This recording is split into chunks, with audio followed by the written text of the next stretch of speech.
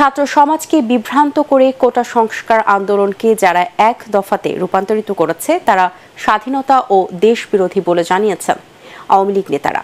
তারা বলেন, প্রধানমন্ত্রীর আলোচনার প্রস্তাব প্রত্যাখ্যান করে আন্দোলনের নামে যারা দেশকে অস্থিতিশীল করতে চায়, এখন থেকে যে কোনো মৃত্যু ও নাশকতার দায় তাদের নিতে হবে।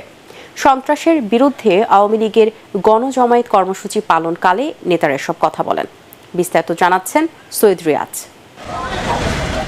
সরকার পদত্যাগের এক দফা দাবির প্রতিবাদে দেশ জুড়ে গণজমায়েত ও শান্তি সমাবেশ করছে আওয়ামী লীগ।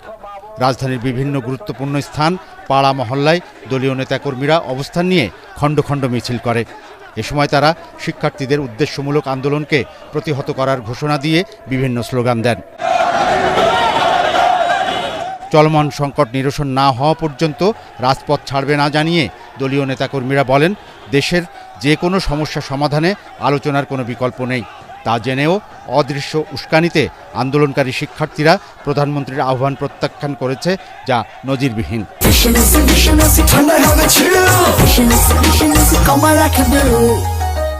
সারা বিশ্বের মধ্যে দেখেছি, যখনই কোনো আন্দোলন সংগ্রাম হয়, সরকার প্রধান যখন ডাকেন তখন সবাই কিন্তু সেই ডাকে সাড়া দিয়ে একটা আলোচনায় বসে।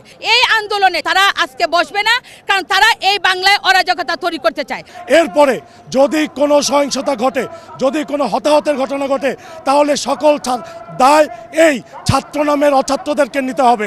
জনগণের জানমালের নিরাপত্তায় আওয়ামী লীগ নেতাকর্মীরা শান্তিপূর্ণ কর্মসূচির মাধ্যমে সরকারকে সহযোগিতা দেবে বলে জানান দলের নেতারা। জ্বালাও পোড়াও সব এই জামাত শিবির বিএনপি তারা করছে এবং একটি রাষ্ট্রের সম্পদ ধ্বংস করছে। শান্তিপূর্ণভাবে এদের অশুভ শক্তির বিরুদ্ধে আমরা মোকাবিলা করব, শান্তিপূর্ণ মোকাবিলা করব।